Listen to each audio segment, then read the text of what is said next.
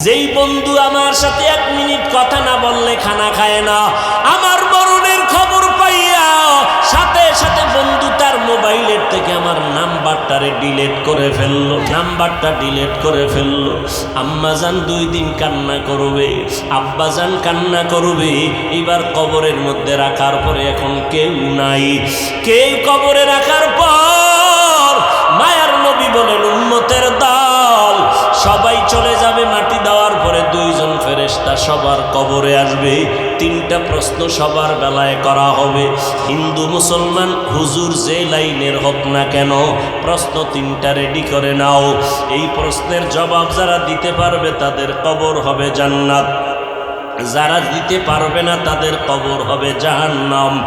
রবের পরিচয় দাও, ধর্মের পরিচয় দাও, রাহমাতুল লিল আলামিনের পরিচয় দাও। এই 3টা প্রশ্নের জবাব কারা দিতে পারবে? আমি হুজুর হইয়া দিতে পারবো তার কোনো গ্যারান্টি নাই রে বাবা। যদি আমি হুজুর হইয়া দিতে পারবো গ্যারান্টি থাকতো, আমার নবীর সাহাবী আবু বকর সারা রাত যায় নামাজে কান্না করতেন না। মায়ার নবী আম্মা জান আয়েশা রাদিয়াল্লাহু আনহা বলেন, আমি একদিন তাকাইয়া দেখি আমার মায়ার নবী আমার রুমের একটা কোণায় বয়া চুপচাপ গুনগুন গুনগুন করে নবী কান্না করে।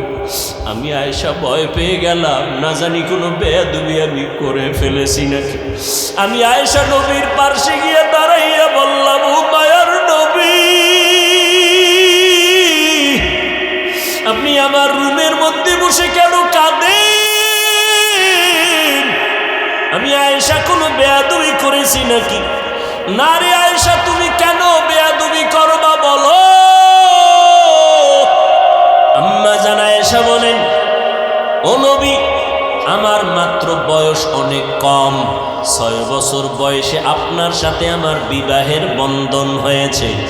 9 বছর বয়সে আমি আপনার ঘরে আসছি।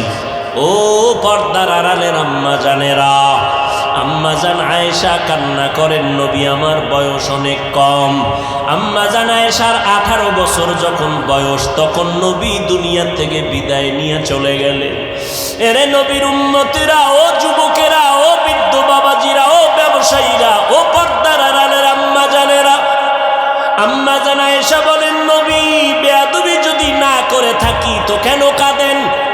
নবী বলেন, ও আয়েশা, আমার হাসরের ময়দানের ভয়ঙ্কর অবস্থার কথা আমার মনে পড়েছে, এজন্য কান্না করি। আম্মা জান আয়েশা বলেন, নবী কেমন ভয়ঙ্কর? ও যুবক, পাও 2টা আগাইয়া দাও। যদি বলো কোরআন মিথ্যা, একটা প্রমাণ দাও। আমি এখন দাড়ি ফালাইয়া দিব, নামাজ রোজা টুপি দাড়ি ফালাইয়া প্যান্ট শার্ট পরে চলবো। কিন্তু আজও পর্যন্ত 1500 বছর হয়ে গেল, একটা ভুল কেউ বের করতে পারে নাই। বরং শত লক্ষ লক্ষ বিধর্মীরা কালেমা পড়ে মুসলমান হয়ে গেল। ওই আল্লাহর কোরআন সত্য। কোরআনে জান্নাতের বয়ান আছে, জাহান্নামের বয়ান আছে, তাও সত্য। কে জান্নাতে যাবে, কে জাহান্নামে যাবে, তাও আল্লাহ বয়ান করেছেন, সত্য, কোনো মিথ্যা নাই। আল্লাহ নিজেই তো চ্যালেঞ্জ দিয়েছেন, একটা ভুল পারলে বের করে দাও কোরআনে, আমরা আর আল্লাহর কথা বলবো না, নামাজ পড়বো না, দাড়ি রাখবো না। কিন্তু না, ও যুবক, আমার মাওলার কথা সব সত্য, আমার মায়ার নবীর কথা সব সত্য। কারণ আমার নবী কেমন মায়ার নবী, 63 বছর জীবনে নবী একটা মিথ্যা কথাও বলেন নাই। কেমন মায়ার নবী আমার, ওই নবীর কথা মিথ্যা হতে পারে না রে বাবা। আল্লাহর নবী বলেন, আয়েশা, কিয়ামতের দিন সবাই উলঙ্গ হাসরের ময়দানে উঠবে। যেই নবীদের কোনো গুনাহ নাই, হাসরের ময়দানটা এমন অবস্থা হবে, সূর্যটা নিচে নেমে আসবে, ওদিক দিয়া জাহান্নামের আওয়াজ, আবার আমার আল্লাহ পাকের কাহ্হারিয়াতের আওয়াজ। আল্লাহ বলবেন, লিমানিল মুলকুল ইয়াউম। আমার আল্লাহর কুদরতি আওয়াজ এত বিকট, এত প্রচন্ড বিকট আওয়াজ হবে, হাসরের ময়দানটা থরথর করে কেঁপে উঠবে। জাহান্নামের আগুনের গরম, ওদিকে সূর্যের গরমে মাথার মগজগুলো ফেটে গলিয়া গলিয়া পড়ে যাবে। নবীরা পর্যন্ত যাদের কোনো গুনাহ নাই, যদি কেউ সন্দেহ করে তাদের ঈমান নাই, নবীরা পর্যন্ত বেগুনাহ মাসুম, উম্মতের কথা ভুলিয়া তারাও কাঁদবেন, আল্লাহ আমারে বাঁচাও। মুসা নবী উম্মতের কথা ভুলিয়া বলবে, আল্লাহ আমারে বাঁচাও, সইতে পারি না হাসরের ময়দানের ভয়ঙ্কর অবস্থা, সহ্য করতে পারি না। ইব্রাহিম নবী কাঁদবেন, আমাকে বাঁচাও। মুসা নবী, ইব্রাহিম নবী, ঈসা নবী, আদম নবী কাঁদবেন, আল্লাহ আমাকে বাঁচাও। আমার আম্মা জান বলে, নবী তখন আপনি হাসরের ময়দানে কি করবেন? আপনি তো রাহমাতুল লিল আলামিন। আমার মায়ার নবী কান্না করে বলেন, আয়েশা ওই সময় আমি উম্মতের ভুলে যাব না রে আয়েশা, আমি তখন আমাকে বাঁচানোর চিন্তা করব না, আমি তাৎক্ষণিকভাবে আমি মাকামে মাহমুদে মাওলার দরবারে সিজদায় পড়ে যাব আর কান্না করে বলবো, আল্লাহ আমার উম্মতের বাঁচাও, ও আল্লাহ আমার উম্মতের রাখো, আমার একটা উম্মতের যেন জাহান্নামে না যায়, জাহান্নাম থেকে বাঁচাও। আমার একটা উম্মত জাহান্নামে গেলে আমি জান্নাতে যাব না। ও নবীর আশেকের দলের, আরে বাবা, আজকে তুমি স্কুলে পড়ো, কলেজে পড়ো, বাধা নাই। ও যুবক, আজকে তুমি নবীর তরিকা কেন মানবা না, নবীরে কেন চিনবা না? কত বিধর্মী নবীর তরিকা মানিয়া নামাজ পড়ে। তোমার আমার মতো কত সন্তানেরা স্কুল কলেজে পড়ে, বাধা নাই, নামাজও ছাড়ে না। তুমি কেন পারবা না রে বাবা? চাকরি করো, ব্যবসা করো, তোমার মতো কত যুবক চাকরি ব্যবসা করিয়াও নামাজ ছাড়ে না।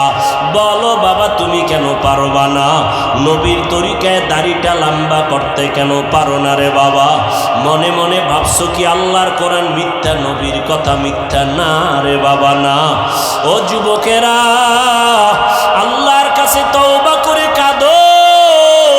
যদি পাও দুইটা আগাইয়া দাও, আমি পায়ে হাত ধরিয়া হলো বলতে রাজি, আর গুনাহ করবা না। স্কুল কলেজে পড়ে ডাক্তার হও, ইঞ্জিনিয়ার হও, আলহামদুলিল্লাহ, দোয়া করি। তবে বেয়াদব হইও না। আদর্শ ডাক্তার হও, আদর্শ ইঞ্জিনিয়ার হও, আদর্শ এসপিডিসি হও। তোমার ব্যবহারে যেন আলেমরা কষ্ট না পায়, তোমার আচরণে যেন কোনো মুরব্বীরা কষ্ট না পায়, তোমার ব্যবহারে তোমার আপনজন বন্ধু বান্ধব যুবকেরা যেন কষ্ট না পায়, তোমার ব্যবহারে যেন মা বাবা কষ্ট না পায়। কারণ ওই মা বাবার ঋণ আদায় করতে পারবি না রে যুবক। ওই মা বাবায় যদি দোয়া না করতেন, কান্না না করতেন, চেয়ারে বসতে পারতাম না। ওই মা বাবার চোখের পানি আর দোয়ার কারণে আজকে তুমি লেখাপড়ায় পরীক্ষায় ভালো নাম্বার পেয়েছো। ওই মা বাবার চোখের পানি আর দোয়ার কারণে আজকে তোমার সম্মানের বাড়ি আর গাড়ি। ওই মা বাবারে কষ্ট দিও না রে যুবক। ওই মা বাবার দোয়া নিয়ে সামনে আগাও, না হয় আগাইতে পারবা না। এই ময়দানে কত আশেকরা আছে, অনেকের মা নাই, বাবাও নাই। ওই কবর থেকে মা বাবা দোয়ার অপেক্ষায় তাকায় আছে রে যুবক। ওই মাকে কত কষ্ট দিয়েছো।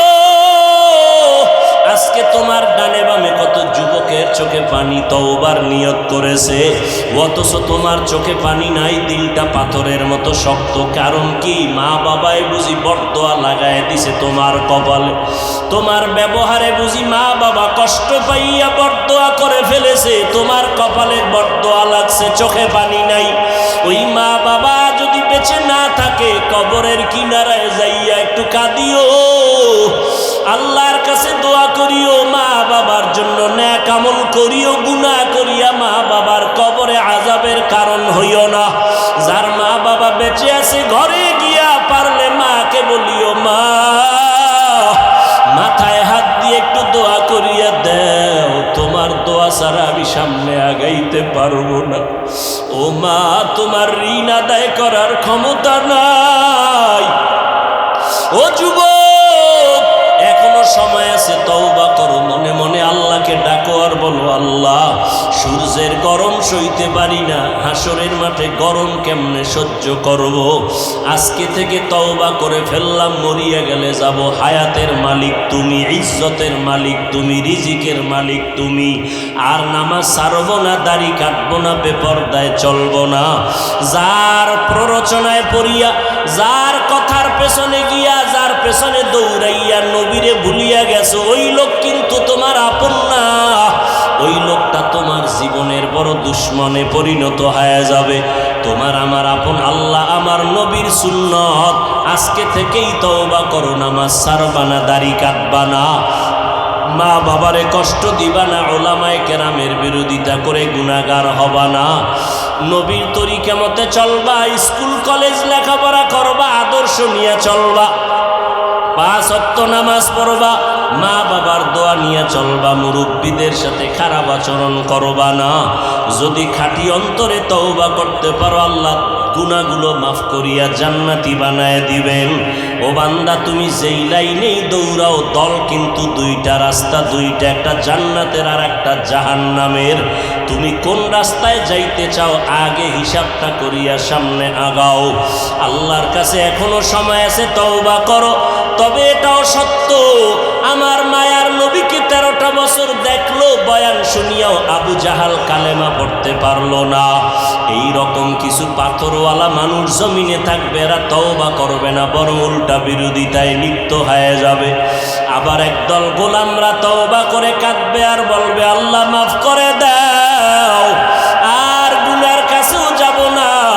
ও আল্লাহর বান্দা, যাদের অন্তর তওবার জন্য তৈরি হয়ে গেল, মরিয়া গেলে যাব, গলায় ছুরি আসলেও মরব, তারপরও আর নামাজ ছাড়ব না, বেপরদায় চলব না, সুন্নতের বাইরে চলব না, দাড়ি কাটব না, মা বাবার দোয়া নিয়ে, আলেমদের পরামর্শ নিয়ে নেক আমল করব। আল্লাহ আমাদের সবার দিলের তওবা কবুল করে নেন, তওবার উপরে মজবুত হইয়া চলার তৌফিক দান করেন, আমিন। নবীর আদর্শ মানবেন তারা জান্নাতি, আর যারা গুনাহ করবে, আল্লাহর অবাধ্য হবে, নবীর দুশ্মনী করবে, আদর্শের বিরোধিতা করবে, তারা জাহান্নামী। তারা কি? قال النبي صلى الله عليه وآله وسلم كل أمتي يدخلون الجنة إلا من أبى। পয়গম্বর বলেন, হে উম্মত, দুনিয়াতে সব উম্মতেরা জান্নাতে যাবে, তবে আমি মুহাম্মদ রে যারা মানবে না, তারা জান্নাতে যাবে না। কিলা মান আবা, সাহাবায়ে কেরামদের একদল বললেন, নবী, কারা আপনাকে মানে না? ক্বালা, নবী বললেন, মান আতাআনি দাখালাল জান্নাহ, যারা আমার অনুসরণ করবে তারা আমাকে মেনে জান্নাতে যাবে। ওয়া মান আসানি ফাকাদ আবা, যারা আমার বিরোধিতা করবে, তারা আমার অনুসরণ না করার কারণে তারা জাহান্নামে যাবে। সবাই এখানেও 2 দল বসা, একদল জান্নাতি আর একদল জাহান্নামী। স্থানও আমাদের 2টা, হয়তো জান্নাত না হয় জাহান্নাম। তবে এখানে একটা মজার কথা আছে। মজার কথা কি? আমার আল্লাহ বড় দয়াময়, আমার আল্লাহ বড় রহমান, আমার আল্লাহ বড় গফফার, আমার আল্লাহ বড় সত্তার। আল্লাহ কয়, আমি চাই না আমার আদরের কোনো বান্দা বান্দি জাহান্নামে যাবে, আমি একটা সেকেন্ডের জন্য তা চাই না। এরপর জাহান্নামে আল্লাহ দিতে চান না, এরপরও বানাইলেন কেন? জাহান্নাম আছে না নাই? কয়টা? একটা। 7টা জাহান্নাম। তার মানে জাহান্নাম একটা, দরজা 7টা। আল্লাহ অবশ্যই চান না তার আদরের কোনো বান্দা বান্দি জাহান্নামে যাবে, আল্লাহ কখনোই চান না, তো জাহান্নাম বানাইলেন কেন? আর আল্লাহ যে চান না, তার দলিল কি? যদি আল্লাহ মানুষকে জাহান্নামে দিতে চাইতেন না, তাহলে শয়তানের কেন বানাইয়া আঙ্গ পিছনে লাগাইয়া দিন? লাগাইছেন? খুব কঠিন কথা। আল্লাহ তাআলা জাহান্নাম বানাইছেন কেন? আল্লাহ জাহান্নামে কাউকে দিতে চান না। এরপরও বানানোর কারণ হলো, ও দুনিয়ার মানুষ, বিস্তারিত জবাবের আগে সংক্ষেপ একটা কথায় জবাব হলো, জমিনের মধ্যে কিছু গাদ্দার, এরা কথায় কথায় বলবে জান্নাতে সবাই গেলে জাহান্নামে কারা যাবে? আছেন এরকম গাদ্দার? এত সওয়াব দিয়া হবে কি? আমি যেই লাইনে আছি এই লাইন ছাড়ব না, জাহান্নামে গেলে যাব। আছে না? আল্লাহ কয়, যেহেতু কিছু গাদ্দারেরা জাহান্নামে যাইতেই চাও, আমি একটু তোরে দিতেই চাই, গিয়া দেখ মজা কেমন। যেহেতু তুই যাবি, কিন্তু আমি চাই না। আমি যে চাই না তার দলিল কি? এক নাম্বার দলিল, পয়গম্বর বলেন, পৃথিবী নামক গ্রহে যত মানুষ আল্লাহ পাঠিয়েছেন, কিয়ামত পর্যন্ত পাঠাবেন, সবার নামে জান্নাতে বাড়ি বরাদ্দ করা আছে, আলাদা আলাদা রেজিস্ট্রি করা আছে। নমরুদের নামের বাড়ি, ফেরাউনের নামে জান্নাতে বাড়ি, কারুনের নামে জান্নাতে বাড়ি, বেশ্যা তাসলিমার নামে জান্নাতে বাড়ি, ডব্লিউ বুশের নামে জান্নাতে বাড়ি, যারা আল্লাহ মানে না তাদের নামেও জান্নাতে বাড়ি। এক কথায় নবী বলেন, পৃথিবীর সব মানুষের নামে নামে বাড়ি আছে জান্নাতের ভেতরে। এটা এক দলিল। প্রশ্ন হতে পারে, জান্নাতে যদি ফেরাউনের বাড়ি থাকে তো জাহান্নামে কেমনে যাবে? অথচ আল্লাহর কোরআন, নবীর সুন্নাত সাক্ষী, এরা জান্নাতে যাবে না, ফেরাউন চিরস্থায়ী জাহান্নামী। এরে নবীর উম্মতের দল, পয়গম্বর বলেন, যারা আমার অনুসরণ করবে তারা জান্নাতে যাবে, যারা আমার অনুসরণ করবে না তারা জাহান্নামে যাবে। অনুসরণ করা আর মোহাব্বত করা এক নয়। মোহাব্বত করা, অনুসরণ করা ভিন্ন জিনিস।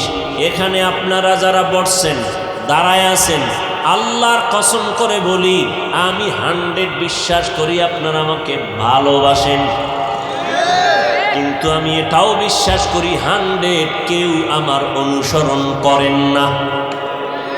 এবার অনুসরণ মানি ভালোবাসা অন্তর থেকে, দূরের থেকে হয়। আর অনুসরণ হলো যে যার অনুসরণ করবে তার রঙে রঙিন হয়ে যাবে। যেই ব্যক্তি আমার ভালোবাসার পরে চূড়ান্ত অনুসরণ করবে, ওই লোকটার টুপিটা আমার টুপির মতো হবে, ওই লোকটার পোশাকটা আমার পোশাকের মতো হবে। যেই মানুষটা মদিনাওয়ালা নবীর অনুসরণ করবেন, ওই বান্দার দাড়িটা কোনো পণ্ডিতের লাইনে হবে না, ওই বান্দার দাড়ি হবে মদিনার কালার অনুযায়ী, ওই বান্দার টুপি মদিনার কালার অনুযায়ী হবে, ওই বান্দার চলাফেরা মদিনার লাইন মতো হবে। যার দাড়ি মদিনার লাইনে নাই, যার টুপি মদিনার লাইনে নাই, যার পোশাকটা মদিনার রঙে নাই, প্রমাণ হলো সে নবীর অনুসরণ করে না। আবু লাহাব নবীরে ভালোবাসে, অনুসরণ করে না। আবু তালেব নবীরে ভালোবাসে, অনুসরণ করে না।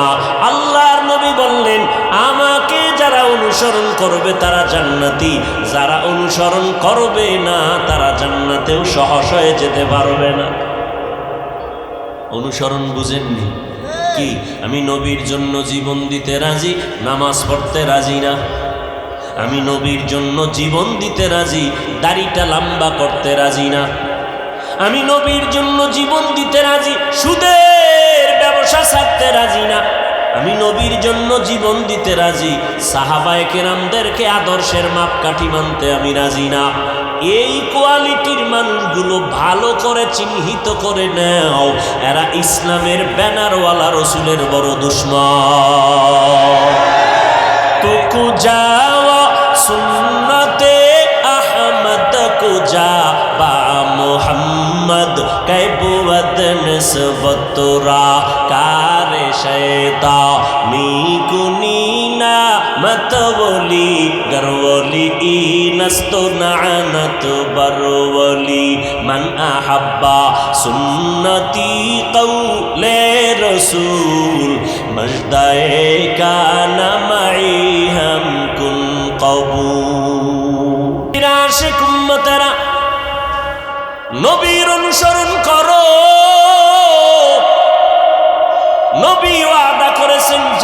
পেয়ে যাইবা। قال النبي صلى الله عليه وآله وسلم تركت فيكم أمرين لن تضلوا ما تمسكتم بهما কিতাব আল্লাহ ওয়া সুন্নাত রাসূলি। পয়গম্বর ১৫০০ বছর আগে বিদায় বেলা উম্মতের গ্যারান্টি চ্যালেঞ্জ দিয়ে গেলেন, ও উম্মতেরা ভালো করে শুনে নাও, আমি চ্যালেঞ্জ করে গেলাম, আমি দুইটা জিনিস রেখে মদিনাতুল মুনাওয়ারায় শুইয়া থাকব, আমি ঘুমাইব না, আমি কিয়ামত পর্যন্ত রওজা মোবারকের মধ্যে জিন্দা হালাতে নামাজরত অবস্থায় আমার আল্লাহর মারিফতের মজা নিতে থাকব। মাঝে মাঝে সানপুরে আইব, এই সানপুরের মানুষ মাঝে মাঝে আমার নবী মদিনার রওজা খালি কইরা চাঁদপুরে আইব, বড় পুরান বাজারের বড় মসজিদের মিনারে আইসা বইব। অনেক আশেকদের দেখা যায় স্টেজের মধ্যে খালি চেয়ার রাখে, কি ব্যাপার, কয় নবী আসবেন আর বলবেন। নবী যদি আয় বলো নবী পুরা বডি নিয়ে আসবে নাকি শুধু রুহুটা আসবে, না দেহ সহ?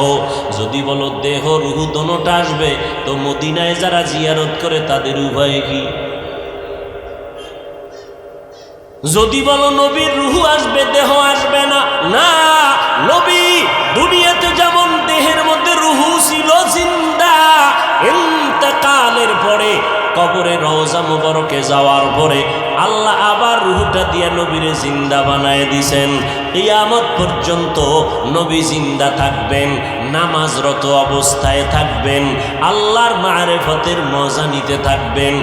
একদল চালাক বাঙালি আমাদেরকে প্রশ্ন করে, হাফিজ ভাই তোমরা দেওবন্দিওয়ালারা বলো নবী কবরে জিন্দা, যদি জিন্দা হয় নবী খাননি, খানা খাননি, কি খায়, রুটি না ভাত? যদি খায় পানি পায় কই, প্লেট গেলাস কই ভাই? আছে না নাই? তাকে প্রশ্ন করো, রে পণ্ডিত, আমরা মায়ের গর্ভে নাপাক পানির থেকে তৈরি হয়েছি, কে করেছেন? হাল আতা আলাল ইনসানি হিনুম মিনাদ দাহরি লাম ইয়াকুন শাইআম মাযকুরা ইন্না খালাকনাল ইনসানা মিন নুতফাতিন আমশাজিন নাবতালি ফাজআলনাহু সামিআম বাসীরা। নাপাক পানির থেকে আল্লাহ আমাদেরকে বানাইছেন, মায়ের গর্ভে আল্লাহ আমাদেরকে নাপাক পানিটারে ফেরেশতার মাধ্যমে শোধন করাইয়া 40 দিনের মেহনতে রক্তের পিণ্ড বানাইলেন। ওয়ালাকাদ খালাকনাল ইনসানা মিন সুলালাতিন মিন তিন সুম্মা জাআলনাহু নুতফাতান ফি ক্বারারিন মাকিন সুম্মা খালাকনান নুতফাতা আলাকা ফাখালাকনাল আলাকাতা মুদগা ফাখালাকনাল মুদগাতা ইযামা ফাকাসাওনাল ইযামা লাহমা সুম্মা আনশানাহু খালকান আখার ফাতাবারাকাল্লাহু আহসানুল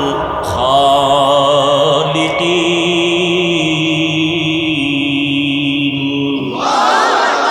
গর্বা সুরত আদমি ইনসাবুদে আহমদ পু জাহলো হামেক সাবুদে।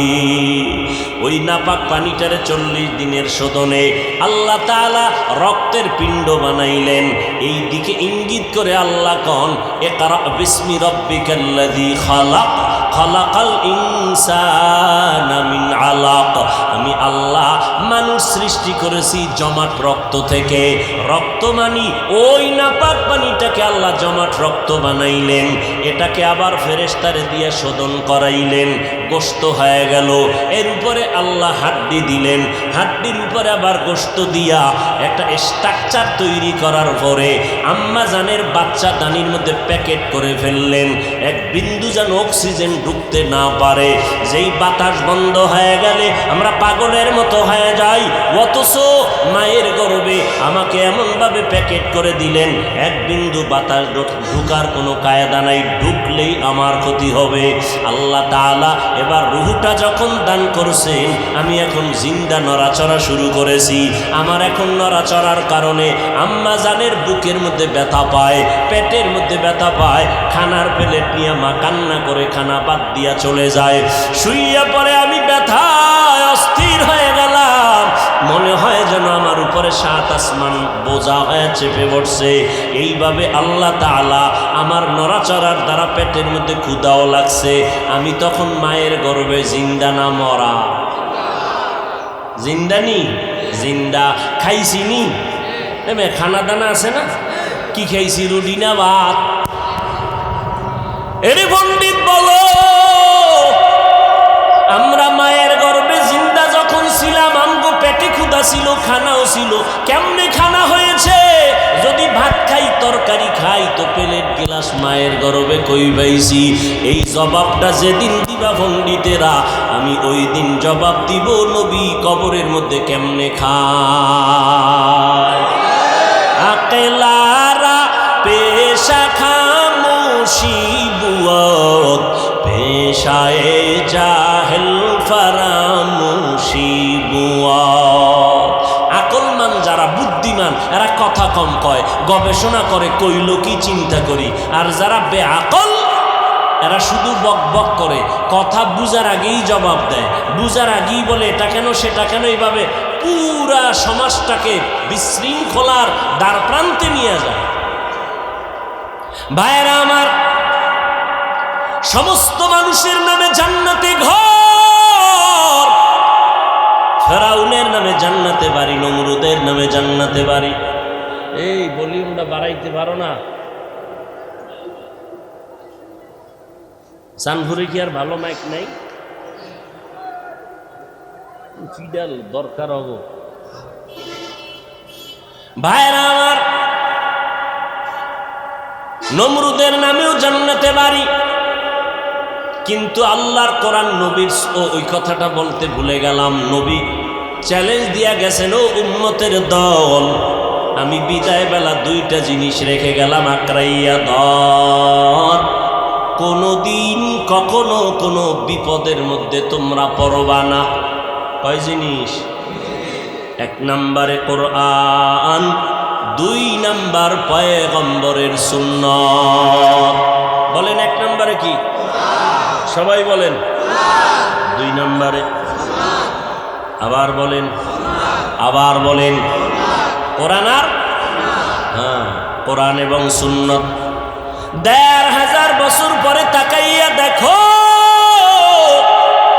পয়গম্বরের সেই বাণী আজও যারা আল্লাহর কোরআনটাকে বুকে ধারণ করে রেখেছে, আজও যারা নবীর সুন্নতের মালাটা গলায় লাগাইছে, এত বড় মহামারী করোনা চলে গেল, গোটা দুনিয়াটাকে নিস্তব্ধ করে ফেললো। যারা চেয়ারের মধ্যে বসে খোদা খোদা ভাব নিয়ে বসেছিল, এরাও বলতে বাধ্য হলো জমিনের পাওয়ার শেষ, ব্যবসায়ীর ব্যবসা চলে গেল, চাকরিজীবীর চাকরি নাই, লেখাপড়াওয়ালাদের লেখাপড়াও নাই। ফাঁকে ফাঁকে কানের মধ্যে আওয়াজ আসে, অটো বাস। কি বাস? Auto bus. স্কুল কলেজ বন্ধ, মাদ্রাসা।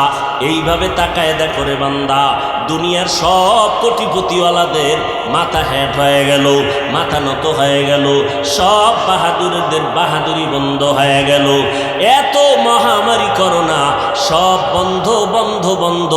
একটু আল্লাহকে সাক্ষী রেখে জবানটা খুলে জবাব দাও, আমার সোনার বাংলায় আল্লাহর 1000 কোটি শুকর, এত করোনা মহামারীতেও একটা কোরআনের মাদ্রাসা বন্ধ হয় নাই। হইছে? ভালো করে বুঝো, আল্লাহ পাক ভালো মন্দ যাচাই করার জ্ঞান ফেরেশতাকে দেন নাই, পশুকেও দেন নাই, দিছেন শ্রেষ্ঠ জাতি আদম সন্তানের। একটু যাচাই করে জবাব দাও। এত করোনা মহামারীর মধ্যেও বেতন বন্ধ, হুজুরদের বেতন কত কয় 5,000, 6 মাস বাকি। এত মহামারী করোনায় পড়িয়া কোনো মাওলানা ওয়ারলেস বাজারে গিয়া কারো কাছে বলে নাই আমার চাকরি নাই, আমার টাকা পয়সা বেতন বন্ধ, আমার ঘরে খানা নাই, আমারে কিছু টাকা ভিক্ষা দেও, না হয় আমি না খাইয়া মরে যাব। আল্লাহ কয় না, আমি কোরআন হেফাজতের জিম্মা যেমন নিয়েছি, আমার কোরআনটা যাদের সিনায় রাখবি আমি আল্লাহ তাদেরকেও হেফাজতের জিম্মা নিয়েছি।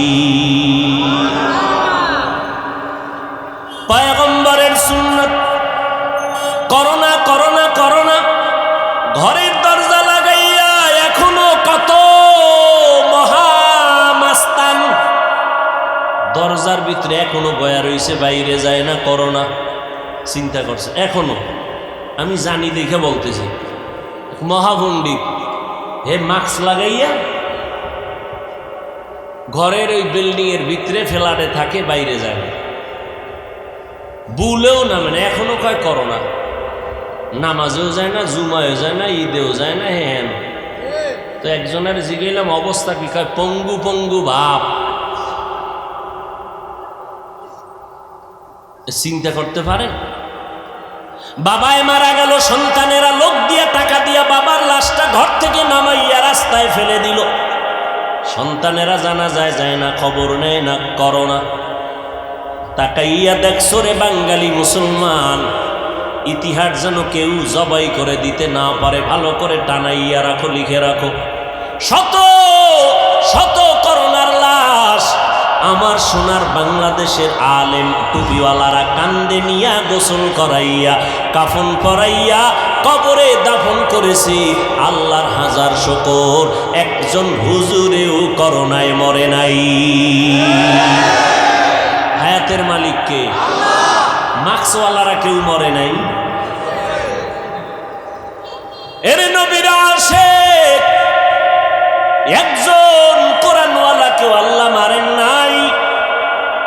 আল্লাহর শুকর, চতুর্মুখী দুশ্মন আমাদের ঘিরে আছে, ইহুদি বেঈমানেরা, ইসলাম বিদ্বেষীরা। আওয়াজ দেয় কোরআনের আওয়াজ বন্ধ করো, মাদ্রাসায় তালা লাগাও, আলেমদের জবানে তালা লাগাও, মসজিদে তালা লাগাও, আওয়াজ বন্ধ করো, তাবলীগ বন্ধ করো, মাদ্রাসা বন্ধ করো।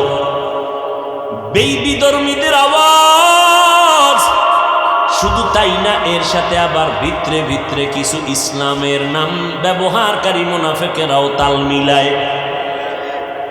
সত্য কথা বলতে ভয় লাগে নাই? বলে তাবলীগে গিয়ে কোনো লাভ নাই, বলে না বলে না। কওমি মাদ্রাসায় পড়ে কোনো লাভ নাই, পীরের দরবারে গিয়া চরমনাই উজানি বাহাদুরপুর নানুপুর গিয়া লাভ নাই, জিকির করে লাভ নাই, পাগড়ি পরে লাভ নাই, দাড়ি লম্বা করে লাভ নাই।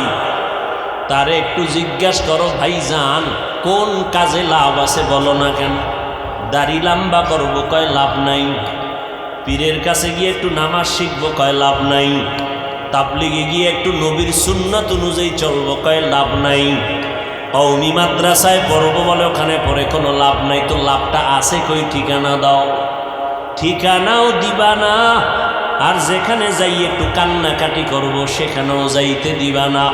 তাহলে আমরা বুঝে নিব তোমার মনের হালাত বেশি ভালো না। ভাইরা আমার, এখানে অনেক দামি দামি মানুষ, বলেন তো তাবলীগের কারণে আহলে হক ভণ্ড নয়, পীর মাশায়েখ যারা আছেন তাদের কারণে আমার দেশের মানুষ কি পরিমাণ গাঞ্জাখোর হয়েছে, বেপরদাওয়ালা হয়েছে, চুরি ডাকাতি করেছে। বিরোধিতা কেন?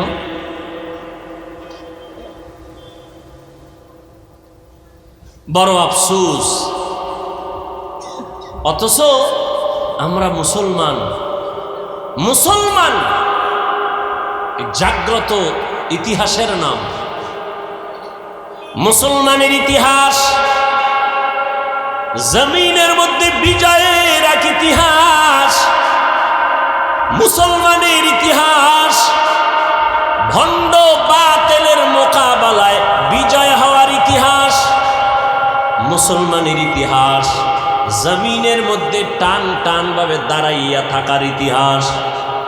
মাদ্রাসাও বাড়লো, মসজিদ বাড়লো, মুসল্লি বাড়লো, ওয়াজ মাহফিল বাড়লো। এরপরেও কেন আমরা এত দুর্বল পয়েন্টে দাঁড়াইয়াছি?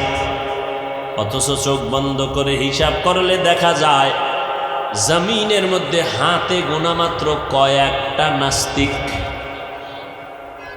ঘরে ঘরে মুসলমান, মসজিদের আজানে এমন একটা মানুষ নাই যার ঘুম ভেঙ্গে যায় না। সারা দেশে শুধু আজানের আওয়াজ।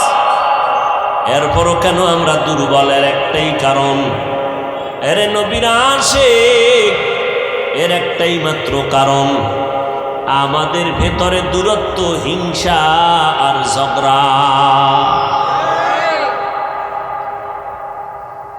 অথচ আমরা যদি আল্লাহর মোহাব্বত নিয়ে রসুলের সুন্নতের আমলে চলতাম এক মনে, কিসের নাস্তিক? আমাদেরকে সালাম দিয়ে এরপরে কথা বলার অনুমতি নিতে হতো। কিন্তু দুঃখ, নাস্তিক বেঈমানেরা মাদ্রাসার বিরোধিতা করবে কি? একদল টুপিওয়ালারাই তো আর এক দলের বিরোধিতায় লেগে আছে।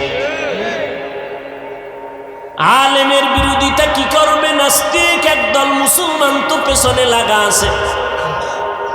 এরে নবীর আশিক, তাবলীগের বিরোধিতা কোনো বেঈমান যা করে মানুষ কানে নেয় না, অধিকাংশ বিরোধিতা করে নামদারি মুসলমানেরা। করে না? করে না? অথচ এই তাবলীগের কারণে আমাদের আলেম না, মাদ্রাসার ছাত্র না, বরং জেনারেল লাইনের লক্ষ লক্ষ লক্ষ লক্ষ বান্দাজকে ৫ ওয়াক্ত নামাজি হয়ে গেছে। খাঁটি আল্লাহওয়ালাদের সোহবতে গিয়া জীবনের মোড় ঘুরাইয়া ফেলেছে। নবীর চ্যালেঞ্জ, কোরআন ধরো, সুন্নাত ধরে রাখো, কখনো বিপদ আসবে না। এরে নবীর উম্মতের দল, আল্লাহর নবী বলেন সবার নামে জান্নাতে বাড়ি আছে, তবে ফেরাউন বেঈমানেরা জান্নাত কখনোই পাবে না। কিয়ামতের ময়দান যখন কায়েম হবে, আল্লাহ বিচার শুরু করবেন। সকাল থেকে দুপুর আধা বেলার মধ্যে হাসরের ময়দানের টোটাল বিচার কমপ্লিট হয়ে যাবে। জাহান্নামীরা জাহান্নামে থাকবে, জান্নাতীরা জান্নাতে যাবে। আধা বেলার মধ্যে হিসাব কমপ্লিট হয়ে যাবে।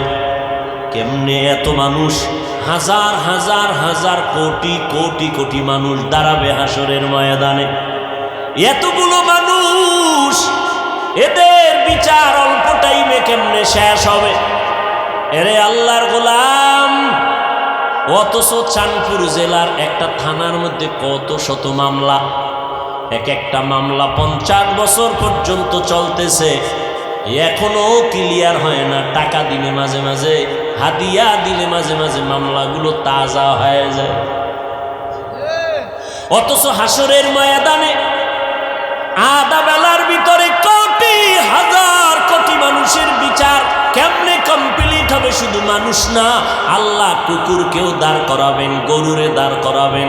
এই পশু দ্বারা, এই কুত্তা, দুনিয়াতে তুই ছিলি দুর্বল, তোর পাশের কুকুর ছিল শক্তিশালী, গায়ের জোরে তোর উপরে আক্রমণ করেছে, আজকে তোরে শক্তি বাড়ায় দিলাম, প্রতিশোধ নিয়ে নে, কারণ এটা ইনসাফের আদালত।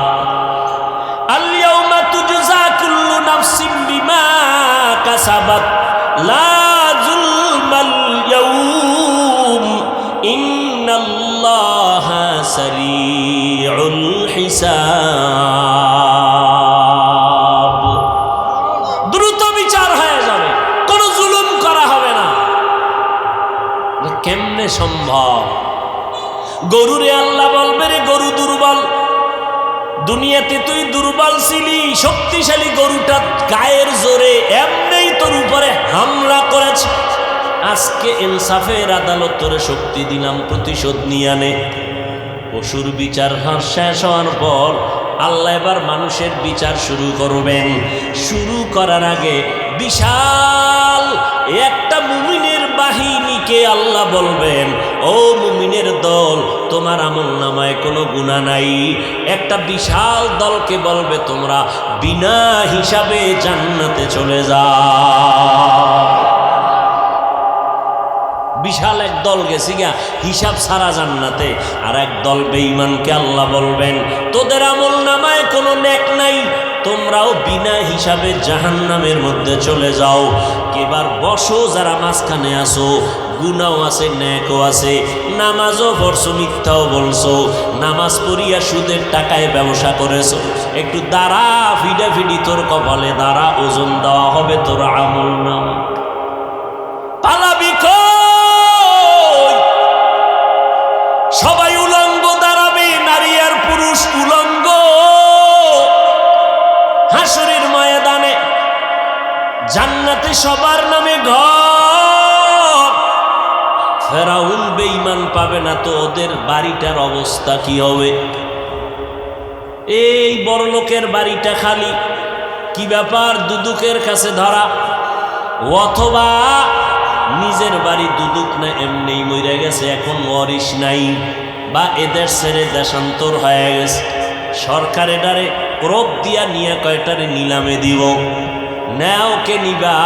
আল্লাহ কয় হাসরের ময়দানে আমি আমার মুমিনদের ডাকবো, এই ফেরাউন নমরুদ হামান সাদ্দাদের বাড়িগুলো জান্নাতে আছে, আজকে আমি নিলাম দিব, কারা নিতে চাও? কয় দাম কত? আল্লাহ কইব টাকা পয়সার কারবার চলবে না, আমি আল্লাহ আজকে ওই মুমিনদের দান করব, নিলাম দিয়া দিব জান্নাতটা, যারা ফরজ আমলের পর নফল ইবাদত বেশি বেশি করেছে, আমি আল্লাহ তাদেরকে এই বেঈমানের বানানো জান্নাত বোনাস দিয়া দিব। আতিনা ফি দারে দুনিয়া না হাসান, আতিনা ফি দারে উকবা না হাসান, ইয়া গিয়াসাল মুস্তাগীসিন ইহদিনা লাফতিখারা বিল উলুমে ওয়াল গিনা। হর গরিদে নেকো তু তৈয়ার হে, जो न मांगे उससे तू बेजार है। তাহলে বেঈমানের জান্নাত কারা পাইব? কথা কন না কেন? মুমিনরা পাবে। কোন মুমিন? সুদখোর, ঘুষখোর। শুধু ফরজ ইবাদত করছে তাও না, ফরজের পরে কি করছে? নফল। হাদিস শরীফে আল্লাহর নবী বলেন, কিয়ামতের দিন প্রথম হিসাব হবে কিসের জানেননি? এই জোরে কোন? قال النبي صلى الله عليه وآله وسلم أول ما يحاسب به العبد يوم القيامة الصلاة। হাসরের ময়দানে প্রথম হিসাব হবে নামাজের হিসাব। নামাজ দেখবে একজনের ফরজ আমল তাও মাঝে মাঝে পড়ছে, মাঝে মাঝে পড়ে নাই, আমল নামায় দিবে, দেখবে পাল্লা ভারী হয় না। আল্লাহ নবী বলেন, তখন আল্লাহ বলবেন, একটু দেখ ফেরেশতা, ফরজ আমলের ঘাটতিটা পূরণ করার জন্য নফল আমল আছে কিনা দেখ। নবী বলেন, যখন নফল পাওয়া যাবে, বান্দার নফল দিয়া ফরজের ঘাটতিগুলো পূরণ করে দিবে। অথচ একদল হুজুরেরা কয় নফল লাগে না, নফল টফল লাগে না। অথচ নফলের দাম কত? আমার নবী সারা রাত নামাজ পড়ে পড়ে পা মোবারক ফুলায় ফেললেন। আবু বকর নামাজে দাঁড়ায় সারা রাত কান্না করলেন। ওমরে ফারুক কাঁদলেন। নফল যত বেশি পড়বেন এর দ্বারা ফরজের ঘাটতি পূরণ হবে। আমরা ফরজের সালাম ফিরাইয়া কি পড়ি জানেননি? কারো জানা আছে না?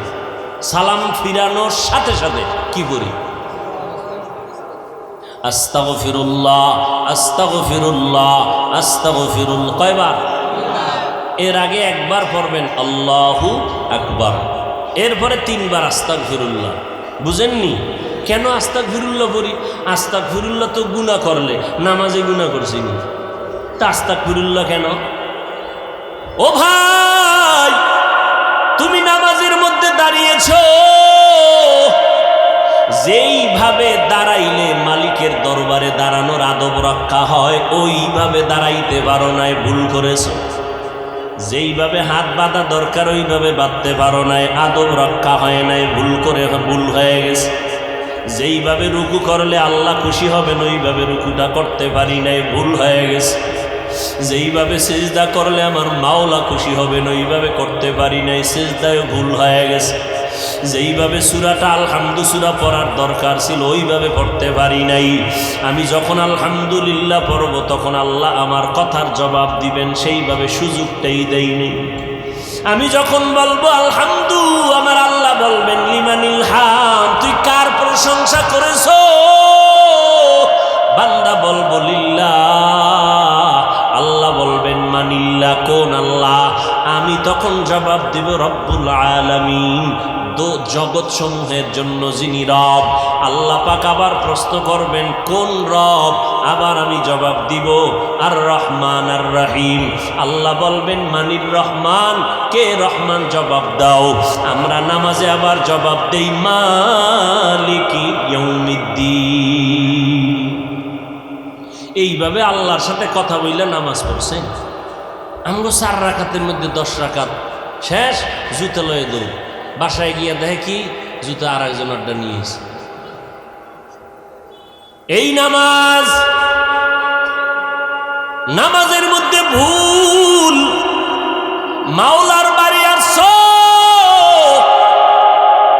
আপনারে যদি কালকে 10টার সময় এমপি সাহেব কথার কথা বল, আসল না কথার কথা, টেলিফোন করে আধা ঘন্টার মধ্যে এমপি তোমাকে ডাকছে মোলাকাতের জন্য, পুরস্কার আছে, উস থাকবে নি? পাগলের মতো হয়ে যায়। দ্রুত 5 মিনিটে গোসল করে সুন্দর পরিপাটি জামা কাপড় পরিয়া একটু সেন্ট লাগাইয়া এমপি সাহেব ডাকছে, কত হুশ নাই, জুতা উল্টা হয়ে দিছে, পাগলের মতো হয়ে গেছে। একটু স্প্রে মারা লাগে না? সেন্ট মনে করিয়া মশার স্প্রেটা মাইরা দৌড়, বেউস হয়ে গেছে। এমপি ডাকছে, যদিও জীবনে ডাকবে না, কথার কথা। এমপি সাহেবের কাছে যাইতে গিয়া বান্দা কত 5 মিনিটে পরিপাটি হয়ে গেছো। এমপি সাহেবের অফিসের থেকে আমার মাওলার ঘর, আল্লাহর ঘর কি দুর্বল। আমার আল্লাহর বাড়ি যখন তুমি হাজিরা দিতে গেলা, গেঞ্জি পরে কেন গেছো? কেন তুমি বান্দা আল্লাহর বাড়ি গেছো, নবীর তরিকার টুপিটা মাথায় দিলা না? গেঞ্জির ভিতরে আবার তুমি ইংলিশ লেখা, আবার ছবি অঙ্কন করা নিয়ে কেন গেলা? তোমার ভুলে ভরা জিন্দেগি, তোমার ভুলে ভরা। এই নামাজ দিয়ে তোমার উপায় নাই, জান্নাত নাই। কি পাবা নামাজটা দিয়ে? শোনো, তোমার নামাজটা দিয়ে কি পাবা জানো নি? শুনে নাও। বিসমিল্লাহির রহমানির রহিম। আরাআইতাল্লাযী ইউকাযযিবু বিদ্দীন ফাযালিকাল্লাযী ইয়াদউল ইয়াতীম ওয়ালা ইয়াহুদ্দু আলা তাআমিল মিসকিন। পড়েন সবাই।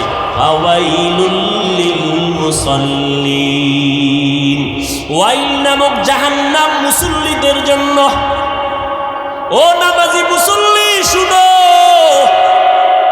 ওয়াইল নামক জাহান্নাম বড় ভয়ঙ্কর জাহান্নাম। ওয়াইল নামক জাহান্নাম মুসল্লিদের জন্য যারা নামাজ পড়ে। এবার বুঝেন, নামাজ পড়িয়াও ওয়াইল নামক জাহান্নামে যাওয়া লাগবে। যারা বাংলা পড়তে পারেন মোবাইলে এই সূরাটা ডাউনলোড করে তরজমাটা ব্যাখ্যা করে দেখো বাংলায়। ফাওয়াইলুল লিল মুসাল্লিন, কেমন মুসল্লি যার জন্য ওয়াইল নামক জাহান্নাম আল্লাহ বানায় রাখছে। কেমন নামাজি মুসল্লি যার নামাজ হবে ওয়াইল নামক জাহান্নামে যাওয়ার কারণ। ও নামাজি ভাই, ইমাম সাহেবকে রাত একটু লম্বা নিলেই তোমার নামাজের ভিতরেই মাথা গরম। তা আল্লাহর সাথে কথা বলবে কখন? নামাজের ভিতরে হুজুরির উপরে গরম হয়ে গেছে। ভাইরা আমার, এই নামাজ হাসরের ময়দানে বিচার। প্রথম প্রশ্ন হবে নামাজের হালাতের হিসাবটা দেওয়া আগে। আর বেঈমানের মধ্যে ব্যবধান হলো নামাজ। বেঈমানেরা নামাজ পড়ে না, মুমিনেরা নামাজ কখনো ছাড়ে না। এরে নবীর উম্মতের দল, আল্লাহ তাআলা বলেন আমি কাউকে জাহান্নামে দিতে চাই না। তার এক দলিল গেল, সবার নামে জান্নাতে বাড়িয়েছে। তার আর একটা দলিল শুনেন, আল্লাহ তাআলা কিয়ামত পর্যন্ত ইসরাফিলের সিংহায় ফুৎকার দেওয়ার আগ পর্যন্ত তওবা নামের দরজাটা খুলিয়া রাখছেন। আল্লাহ পাক বলেন, ও বান্দা, তুই তো গুনার পাহাড় করছো, একদিনে করো নাই। একদিন, 2 দিন, 3 দিন, 1 মাস, 2 মাস, 1 বছর, 2 বছর করে করে গুনাহ করে করে করে করে এখন বিশাল পাহাড় বানাইছো। 40-50 বছরের গুনার দ্বারা বিশাল একটা পাহাড় হয়ে গেছে। আমি আল্লাহ তাআলা কেমন দয়ার দরজাটা খুলে দিছি জানো নি? যদি একটু তওবা করার মতো করতে পারো, আমি একটা সেকেন্ডের চোখের পানি যদি ছেড়ে দাও, আমি তোর 50 বছরের গুনাহ একটা সেকেন্ডের মধ্যে মাফ করে দিব। আল্লাহ চায় তুই তওবা কর, গুনাহমুক্ত হইয়া কবরে আসবি।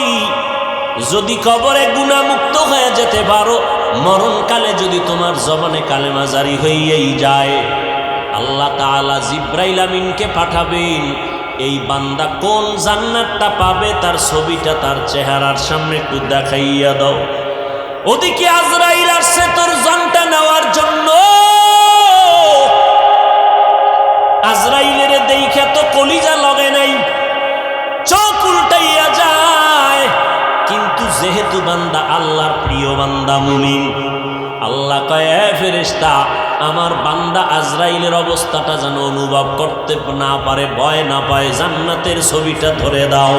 যখন জান্নাতের ছবিটা সামনে ধরে, তখন ওই মুমিন বান্দা জান্নাত দেইখা মুস্কি মুস্কি হাসে। তখন ওইটা দেইখা চায় তাড়াতাড়ি ধরতে যাবে। এর মধ্যেই ভেতরে একটা আনন্দ কাজ করে, এর মধ্যেই জানটা আজরাইল নিয়ে যায়, অনুভব করতে পারে না। আর যারা গুনাহগার, এদের যখন জান কবজে আজরাইল হাজির, আল্লাহ কয় কোন জাহান্নাম পাবে, জাহান্নামটা ধরে দাও। কোন আগুনে জ্বালানো হবে একটু দেখাইয়া দাও। কেমন আগুনে এই নাফরমান বেঈমানটারে আমি জ্বালাবো, জাহান্নামটা দেখাইয়া দাও। এরে নবীর উম্মতের দল, জাহান্নামটা দেইখা অন্তরের পানি শুকাইয়া পাগল। ওদিকে আজরাইলের চেহারাটার আকৃতি দেইখা পাগলের মতো হয়ে যাবে। এরে নবীর উম্মতের দল, আমরা যত বয়ান করি, আম্মা আল্লাহর কোরআন থেকে বয়ান করি। ও বাবা, তুমিও মুসলমান, আমিও মুসলমান। তোমার আল্লাহ আমার আল্লাহ এক, তোমার নবী আমার নবী এক, তোমার কোরআন আমার কোরআন এক, তোমার কাবা আমার কাবা এক, তোমার ধর্ম আমার ধর্ম এক। তুমি আমি দুনিয়াতে আসছি একই হালাতে, আবার যেদিন মরণের ডাক আসবে রে যুবক, আমি বক্তা হিসাবে এত সম্মান কেউ একটা কাফন বাড়াইয়াও দিবে না। তুমি একটা শ্রোতা, গরিবের সন্তান, গরিব হওয়ার কারণে একটা কাফন কেউ কমাইয়াও দিবে না। আমি এত বড় দামি বক্তা, এই জন্য আমাকে আমেরিকান মখমলের চাদর আলাদা করে দিবে না। তোমারও যেই 3টা সাদা কাফন, আমারও সেই 3টা সাদা কাফন। কে ডাক্তার, কে রোগী, কে বক্তা, কে শ্রোতা, কে ইমাম, কে মুক্তাদি, মরণের পরে 3টা সাদা কাফনের প্যাকেটে ঢুকানোর পরে সব এক হয়ে যাবে। কাফনের উপরে লেখাও থাকবেন এটা ডাক্তার সাহেবের লাশ, এটা পীর সাহেবের লাশ, এটা মুরিদের লাশ। পীর সাহেবেরটা ধরতে অজু কইরা ধরবি, মুরিদেরটা লাশটা ধরতে অজু লাগবে না। বলো বাবারা, কাফনের উপরে লেখা থাকবে নি? কে পীর, কে মুরিদ, কে হুজুর না, কে আলেম, কে মূর্খ, কে বক্তা, কে শ্রোতা, কে ইমাম, কে মুক্তাদি লেখা নাই। সবাই একই সিস্টেমে জানাজা পড়াইয়া ওই বাঁশবাগানে মাটির গরবে নিয়ে যাবে। এত শ্রোতা, এত বন্ধু, আপন বন্ধু কেউ নাই। যেই বন্ধু আমার সাথে 1 মিনিট কথা না বললে খানা খায় না, আমার মরণের খবর পাইয়া সাথে সাথে ঠিক নেই? নাম্বারটা ডিলিট করে ফেললো। আম্মাজান 2 দিন কান্না করবে, আব্বাজান কান্না করবে। এবার কবরের মধ্যে রাখার পরে এখন কেউ নাই। কেউ কবরে রাখার পর মায়ার নবী বলেন উম্মতের দল সবাই চলে যাবে। মাটি দেওয়ার পরে 2 জন ফেরেশতা সবার কবরে আসবে। 3টা প্রশ্ন সবার বেলায় করা হবে। হিন্দু মুসলমান হুজুর যে লাইনের হোক না কেন, প্রশ্ন 3টা রেডি করে নাও। এই প্রশ্নের জবাব যারা দিতে পারবে তাদের কবর হবে জান্নাত, যারা দিতে পারবে না তাদের কবর হবে জাহান্নাম। রবের পরিচয় দাও, ধর্মের পরিচয় দাও, রাহমাতুল্লিল আলামিনের পরিচয় দাও। এই 3টা প্রশ্নের জবাব কারা দিতে পারবে? আমি হুজুর হইয়া দিতে পারবো তার কোনো গ্যারান্টি নাই রে বাবা। যদি আমি হুজুর হইয়া দিতে পারবো গ্যারান্টি থাকতো, আমার নবীর সাহাবী আবু বকর সারা রাত যায় নামাজে কান্না করতেন না। মায়ার নবী আম্মা জান আয়েশা রাদিয়াল্লাহু আনহা বলেন, আমি একদিন তাকাইয়া দেখি আমার মায়ার নবী আমার রুমের একটা কোনায় বয়া চুপচাপ গুনগুন গুনগুন করে নবী কান্না করে। আমি আয়েশা ভয় পেয়ে গেলাম, না জানি কোনো বেয়াদবি আমি করে ফেলেছি নাকি। আমি আয়েশা নবীর পাশে গিয়ে দাঁড়াইয়া বললাম, ও মায়ার নবী, আপনি আমার রুমের মধ্যে বসে কেন কাঁদেন? আমি আয়েশা কোনো বেয়াদবি করেছি নাকি? না রে আয়েশা, তুমি কেন বেয়াদবি করবা বলো? আম্মা জান আয়েশা বলেন, ও নবী, আমার মাত্র বয়স অনেক কম। 6 বছর বয়সে আপনার সাথে আমার বিবাহের বন্ধন হয়েছে। 9 বছর বয়সে আমি আপনার ঘরে আসছি। ও পর্দার আড়ালের আম্মা জানেরা, আম্মা জান আয়েশা কান্না করেন, নবী আমার বয়স অনেক কম। আম্মা জান আয়েশার 18 বছর যখন বয়স, তখন নবী দুনিয়া থেকে বিদায় নিয়ে চলে গেলেন। এরে নবীর উম্মতিরা, ও যুবকেরা, ও বৃদ্ধ বাবাজিরা, ও ব্যবসায়ীরা, ও পর্দার আড়ালের আম্মা জানেরা, আম্মা জান আয়েশা বলেন, নবী বেয়াদবি যদি না করে থাকি তো কেন কাঁদেন? নবী বলেন, ও আয়েশা, আমার হাসরের ময়দানের ভয়ঙ্কর অবস্থার কথা আমার মনে পড়েছে, এজন্য কান্না করি। আম্মা জান আয়েশা বলেন, নবী কেমন ভয়ঙ্কর? ও যুবক, পাও 2টা আগাইয়া দাও। যদি বলো কোরআন মিথ্যা, একটা প্রমাণ দাও। আমি এখন দাড়ি ফালায় দিব, নামাজ রোজা টুপি দাড়ি ফালাইয়া প্যান্ট শার্ট পরে চলবো। কিন্তু আজও পর্যন্ত 1500 বছর হয়ে গেল, একটা ভুল কেউ বের করতে পারে নাই। বরং শত লক্ষ লক্ষ বিধর্মীরা কালেমা পড়ে মুসলমান হয়ে গেল। ওই আল্লাহর কোরআন সত্য, কোরআনে জান্নাতের বয়ান আছে, জাহান্নামের বয়ান আছে, তাও সত্য। কে জান্নাতে যাবে, কে জাহান্নামে যাবে, তাও আল্লাহ বয়ান করেছেন, সত্য, কোনো মিথ্যা নাই। আল্লাহ নিজেই তো চ্যালেঞ্জ দিয়েছেন, একটা ভুল পারলে বের করে দাও কোরআনে, আমরা আর আল্লাহর কথা বলবো না, নামাজ পড়বো না, দাড়ি রাখবো না।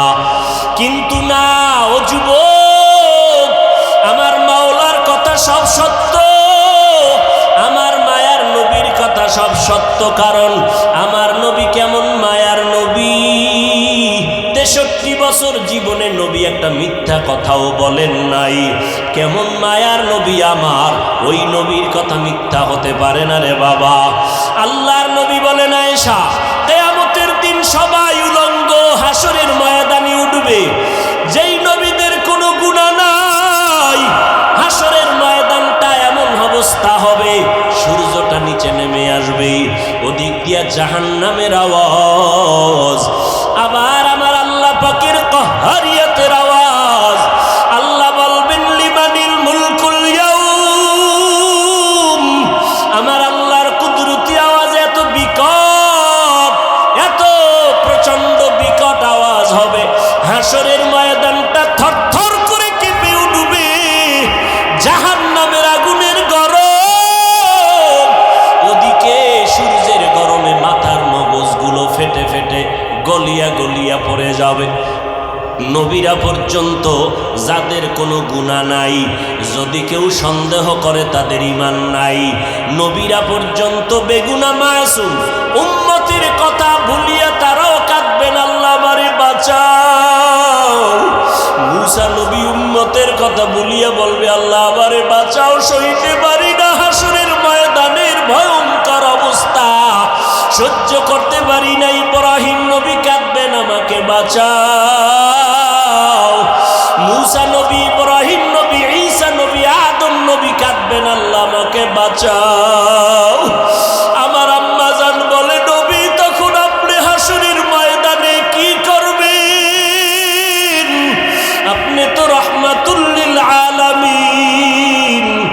আমার মায়ার নবী কান্না করে বলেন, আয়েশা ওই সময় আমি উম্মতের ভুলে যাব না রে আয়েশা, আমি তখন আমাকে বাঁচানোর চিন্তা করব না, আমি তাৎক্ষণিকভাবে আমি মাকামে মাহমুদে মাওলার দরবারে সিজদায় পড়ে যাব আর কান্না করে বলবো, আল্লাহ আমার উম্মতের বাঁচাও, ও আল্লাহ আমার উম্মতের রাখো,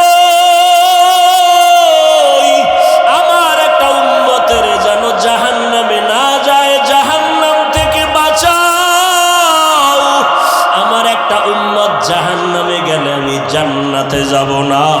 ও নবীর আশেকের দলের, আরে বাবা, আজকে তুমি স্কুলে পড়ো, কলেজে পড়ো, বাধা নাই। ও যুবক, আজকে তুমি নবীর তরিকা কেন মানবা না, নবীরে কেন চিনবা না? কত বিধর্মী নবীর তরিকা মানিয়া নামাজ পড়ে। তোমার আমার মতো কত সন্তানেরা স্কুল কলেজে পড়ে, বাধা নাই, নামাজও ছাড়ে না। তুমি কেন পারবা না রে বাবা?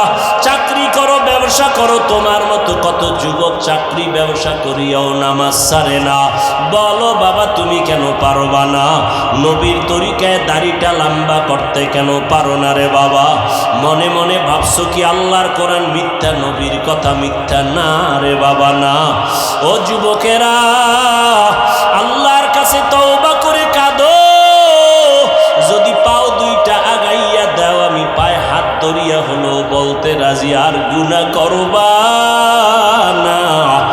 স্কুল কলেজে পড়ে ডাক্তার হও, ইঞ্জিনিয়ার হও, আলহামদুলিল্লাহ, দোয়া করি। তবে বেয়াদব হইও না।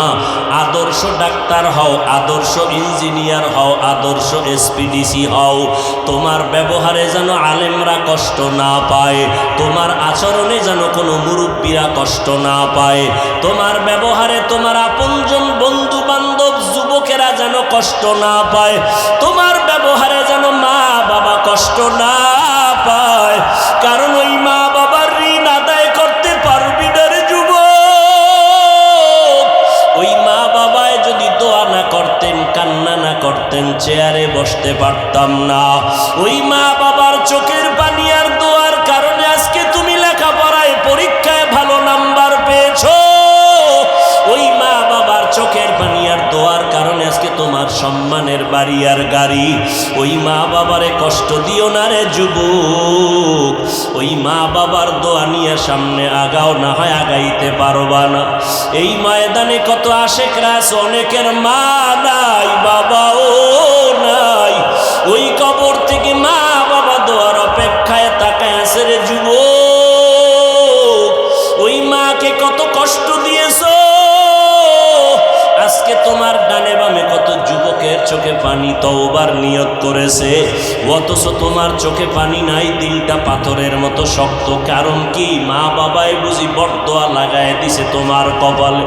তোমার ব্যবহারে বুঝি মা বাবা কষ্ট পাইয়া বরদোয়া করে ফেলেছে, তোমার কপালে বরদোয়া লাগছে, চোখে পানি নাই। ওই মা বাবা যদি বেঁচে না থাকে, কবরের কিনারায় যাইয়া একটু কাঁদিও, আল্লাহর কাছে দোয়া করিও, মা বাবার জন্য নেক আমল করিও, গুনাহ করিয়া মা বাবার কবরে আযাবের কারণ হইও না। যার মা বাবা বেঁচে আছে, ঘরে গিয়া পারলে মাকে বলিও, মা মাথায় হাত দিয়ে একটু দোয়া করিয়া দেও, তোমার দোয়া ছাড়া আমি সামনে আগাইতে পারবো না। ও মা, তোমার ঋণ আদায় করার ক্ষমতা নাই। ও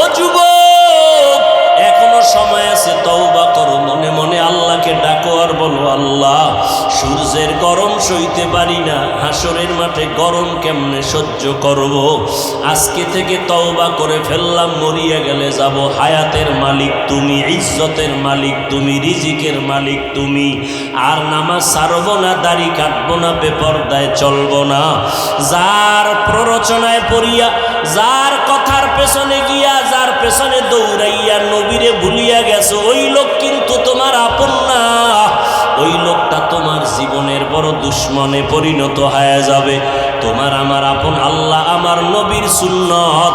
আজকে থেকেই তওবা করো, নামাজ ছাড়বা না, দাড়ি কাটবা না, মা বাবারে কষ্ট দিবা না, ওলামায়ে কেরামের বিরোধিতা করে গুনাহগার হবা না, নবীর তরিকা মতে চলবা, স্কুল কলেজ লেখাপড়া করবা, আদর্শ নিয়ে চলবা, 5 ওয়াক্ত নামাজ পড়বা, মা বাবার দোয়া নিয়ে চলবা, মুরব্বীদের সাথে খারাপ আচরণ করবা না।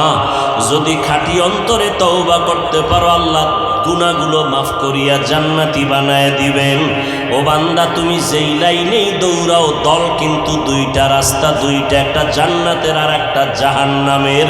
তুমি কোন রাস্তায় যাইতে চাও, আগে হিসাবটা করিয়া সামনে আগাও। আল্লাহর কাছে এখনো সময় আছে, তওবা করো।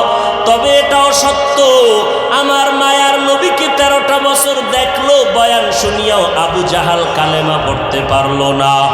এই রকম কিছু পাথরওয়ালা মানুষ জমিনে থাকবে, এরা তওবা করবে না, বরং উল্টা বিরোধিতায় লিপ্ত হয়ে যাবে।